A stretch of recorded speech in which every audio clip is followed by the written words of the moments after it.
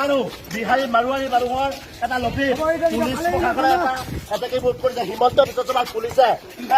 নাৱলীত তেওঁলোকে দেখাব লাগিছিলে এই তেওঁলোকে নাৱলীত আৰু উজ্জ্বলী